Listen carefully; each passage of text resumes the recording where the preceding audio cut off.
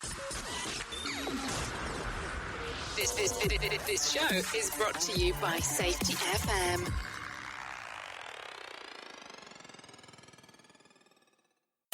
This is Safety Justice League.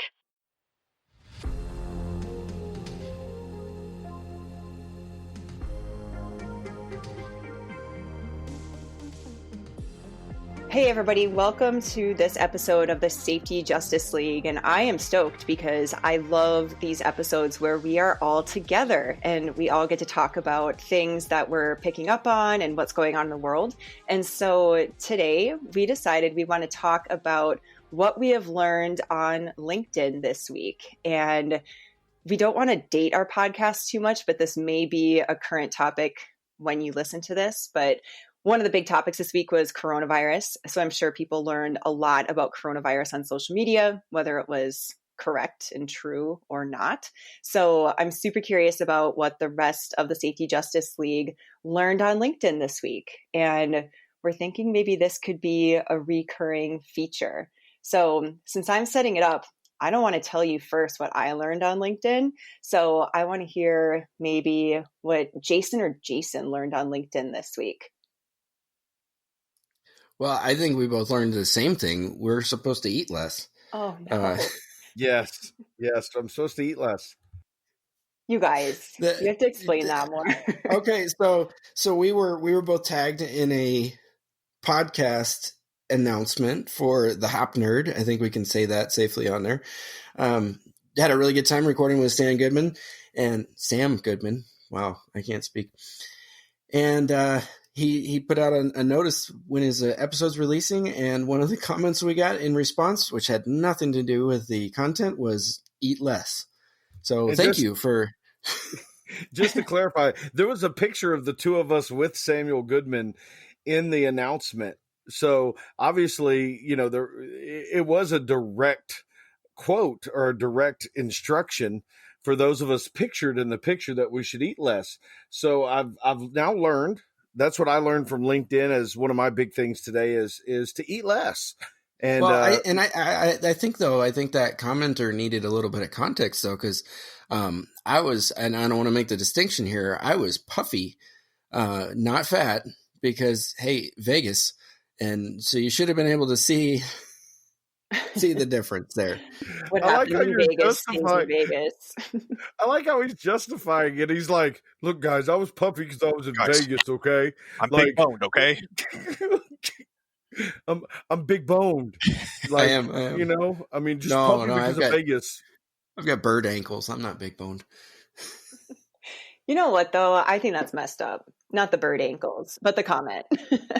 I think it's messed up. Like I've seen a lot of people comment on other safety professionals' LinkedIn posts, and they'll say, this is for Facebook or, whatever, things like that, where people think that they can dictate what gets posted on what platform. And I personally don't agree with that. But I also think that people should go through, I think it's an actual 4-way test or some kind of test. It's a thing about, is it useful? Is it kind? Has anyone heard of that?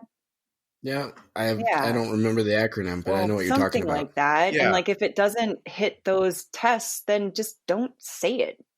Yeah, and that's part of being on social media and being on the computer. I think that there's something that goes on in a person's mind where you're not face to face, and they tend to not hold back negative feelings. It's sort of like on the road when you're driving.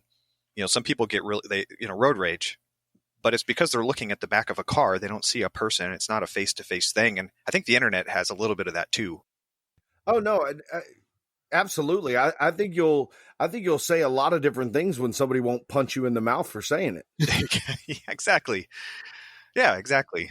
But you never know where we really are. So. So one of the I want to continue this conversation on, and I want to share something else that I learned on LinkedIn this week. The more time you spend editing a really cool picture, the less views you're going to get on that post. Because I did that really cool, They Live image that I went through and changed up to talk about Zero and all this other stuff, and it was Deadsville. I'm like, man, I spent so much time on this picture and nothing. LinkedIn is weird. I don't know if you guys have noticed that, but there's no sense to it. Yeah, like the algorithms, like people blame the algorithms, but honestly, I don't know how to play it or if it even should be played. Because I always go back to content, that if you have good content, that it will resonate and then people will share and they'll interact. But sometimes there is good content and it goes nowhere for whatever reason. It gets back to the marketing, a little bit of social intelligence there. It could be good content, but you know that, at the beginning, when you're just viewing your feed, you only see the first, like maybe 3 lines of a post. And sometimes what I'll do is I'll go in and I'll write all my posts, and then I'll realize that I'm not really starting it off with something that's a nice hook, So as I'm scrolling down or as I'm looking through my own posts, sometimes I'll just like cut and paste some different of the things I was saying to rearrange it so that it kind of has a little bit of a stickier first 3 sentences or something to try to catch attention. And then at that point, I agree with you guys. I've posted sometimes on Saturday and got, nothing. And then I thought, Saturday is not the best day for LinkedIn. And that makes sense. And then I posted one on a Saturday evening, like around dinner time, which you think nobody's on LinkedIn at that time. And it just went crazy, like went to over 20,000 views within a few days. So I don't know either. It's very mysterious. That's like a newspaper above the fold type of concept, right? Like the newspaper folds in half and the big stuff is on top and the stuff that's on the bottom of the fold people don't even see. So that's actually something that I learned on LinkedIn this week too, was not only what people are seeing, but for me to go back and edit my posts. And I found that I posted something, I kind of kept it out there for a little bit, not a lot of interaction. And then I changed a couple of elements, whether it was adding something more sticky to the above the fold part, or asking direct questions. So I have a friend, I know them in real life, and Erin King, and she is a motivational marketing type of speaker, and she's awesome. And one of the things that she posted about last week was to ask questions where there's an A or B answer in a LinkedIn post, for example, because people aren't going to interact unless you ask them a question sometimes. So I started messing around with that, and I found that I've gotten more engagement when I ask a direct question with 2 different answers. Yeah, it's actionable. It's something that it kind of triggers them. They want to give their feedback on, right? Yeah, and I think that's actually a tip for engagement as well. I find that a lot of the people that are the best at engagement on their posts, they'll ask you, like when you comment on their posts, they'll say, well, how did that work out for you? Share a little bit more about, what that process looks like. And it just continues to increase the comments that are coming on it. And so it increases that engagement, increases that viewership.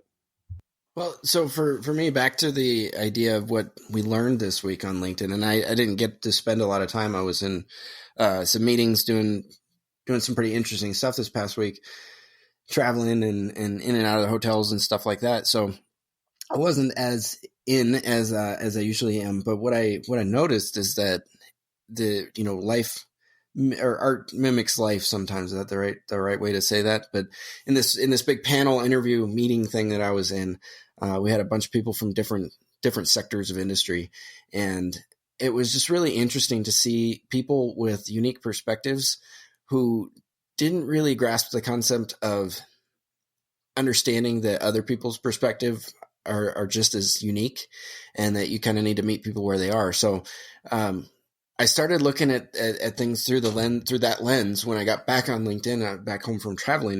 And it's really interesting because our feeds only show us what the algorithm thinks we want to hear. And I think we can get a little pigeonholed sometimes. That was my observation this week. Totally agree. Yeah, it's super important to seek out some new perspectives. And that's what I like, especially Jason Lucas. You follow a lot of interesting people that have nothing to do with safety, but I always pick up something new. When I see that you like something, it shows up in my feed. So in a way, like the people that you follow, they then curate your feed for you, which is good and bad. But in this case, good. Yeah, and I'm actually pretty purposeful in liking a lot of things that aren't normally in my feed. Like if I see somebody that I follow that likes something, I'll go in there and read it, and I'll like it and I'll interact with it because I want more of that stuff along my feed. So I'll like more stuff that may not necessarily, that I wouldn't normally like, so that type of stuff starts to integrate into my feed a little bit more. So it's purposeful for some of the things that I like or comment on. It's to try to get that algorithm to work to provide a different viewpoint coming across my feed. Yeah, and that's a really good segue into a conversation about how people are not robots. And an algorithm is I imagine an algorithm is a bunch of zeros and ones. It's very robotic.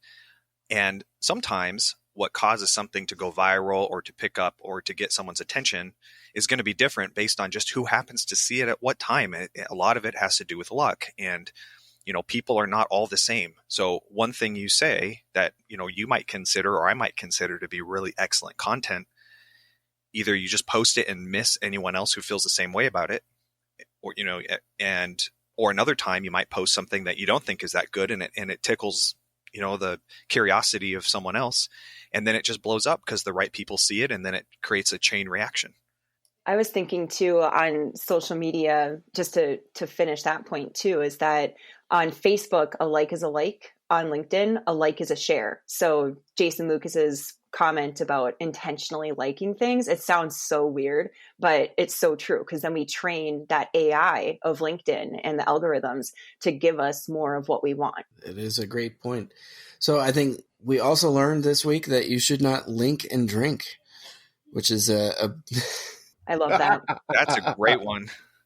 We won't give you the backstory, but just be cautious out there, people. If you've had a few on Friday night and you're getting a little frisky on the keyboard, stay away from LinkedIn. And the last thing that I learned this week on LinkedIn is that if I'm in a hotel, I need to put my towels in the sink before I leave to help the housekeepers out. Maybe I'll vacuum the floor a little bit like Phil did. Yes, there's so many things you can do to help out.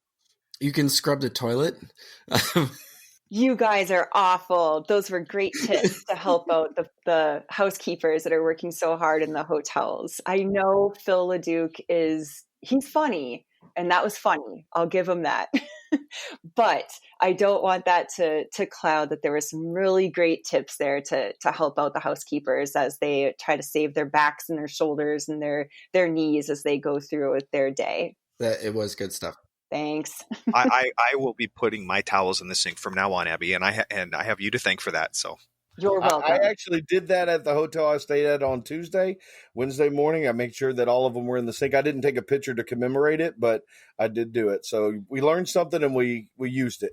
You guys, speaking of LinkedIn not having a rhyme or reason, that post was my most engaging post this week. People wanted to talk about bathrooms and housekeeping and make jokes and bring it back to seriousness and then joke again. So you laugh now, but that was engaging. Well, hey, we remembered it and we learned something. So great. Awesome. Thanks for sharing what you learned on LinkedIn this week, you guys.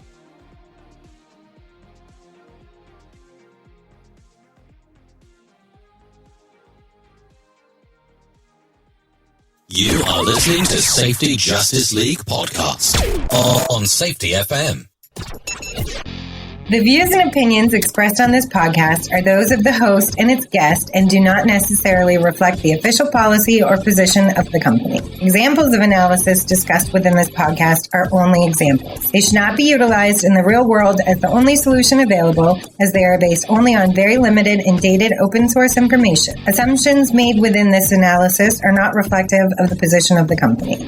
No part of this podcast may be reproduced, stored in a retrieval system, or transmitted in any form or by any means, mechanical, electronic, recording, or otherwise, without prior written permission of the creator of the podcast, Jay Allen.